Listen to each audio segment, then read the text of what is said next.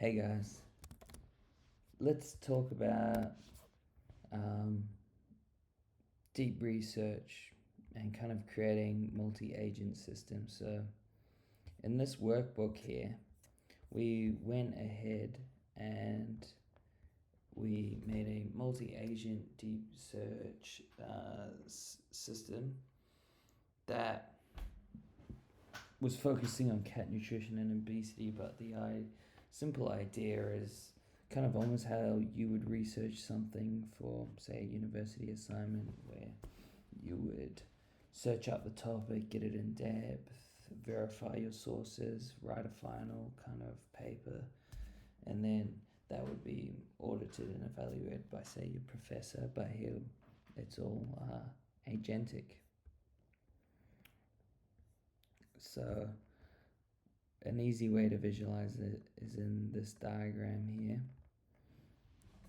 So you can see we start off with kind of a user query, and then this is kind of scoped and the agent kind of understands it. Then another agent can check whether or not clarification is needed. If it is, then it can go back and kind of interrupt the flow of things and ask questions to the user. If not, well, then it can jump into research, and the research is where the multi agents kick off in parallel, and they'll go off and get different resources on the topic, summarizing them and placing them into kind of a adjacent context that the next step would expect, which happens where we verify everything, then we finally write it, and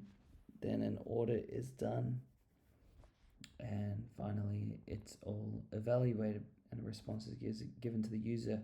So the multi-agent kind of step where things kick off in parallel, you can kind of see that happen here. So we had a research supervisor made using create agent, and we used a lot of typing and pydantic type. So this would kind of ensure that the agents, when passing information between each other, they all had a given structure, and this was consistent, and then the agent would expect a given structure. So this meant that there's no kind of the agent deciding, oh, I'm going to put it in this format or this format. It's all highly structured and expected, which makes for a more focused result and kind of prevents agents from drifting and doing their own thing in a way.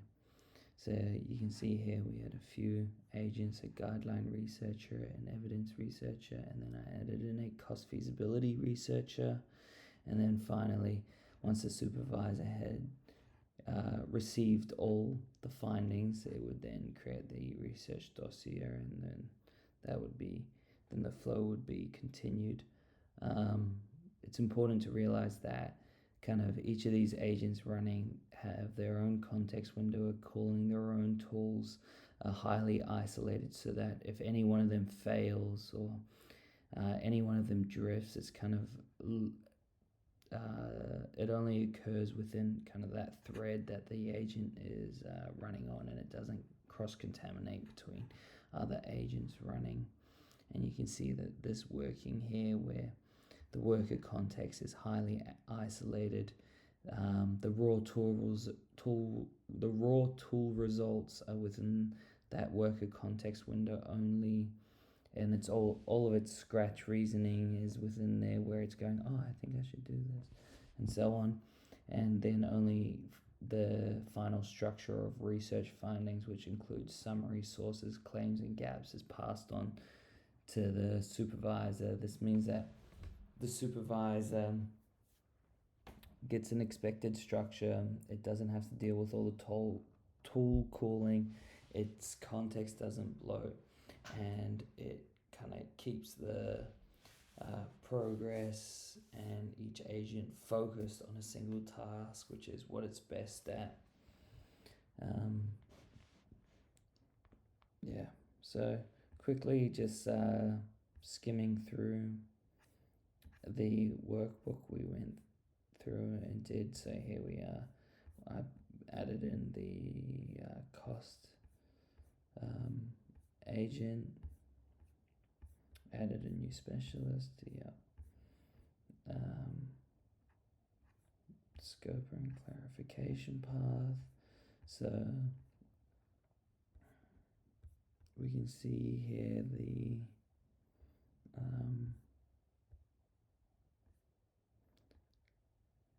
clarify node, what's going on. So yeah, whether it decides to continue or ask the user more questions. So another very important point to make is that there's the topics and ideas that the agent has, and then there's the structure and the workflow, which is all controlled by LangGraphs, where you add nodes and edges, conditional edges, and so on, and then adding in typing kind of enforces what's passed on to the next node. This kind of keeps a solid structure, keeps things more consistent and reliable, which is what you want in a multi-agent system.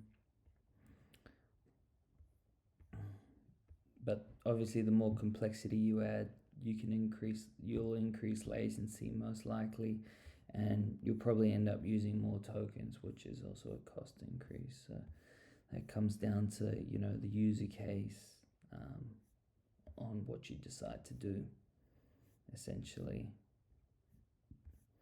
But we also ran a bit of an example where we had kind of a basic search depth, where we limited the calls, limited the extract calls and the worker model call limit, and we found that using this more deep advanced limit produced a much better result, whereas here in this kind of quick example it didn't really lead to a relevant response at all, especially here setting the search call limit to 1. It's pretty much asking the agent to one-shot based on that search call, whereas if you give the agent the ability to iterate, think, focus on a single task and do a little bit more work, you're more likely to get a better result. However, you do, the costs you pay off are in latency, tool calls, complexity, and token usage. So all in all, like most engineering decision, it comes down to, it depends, and what's your use case when it comes to using multi-agent deep research.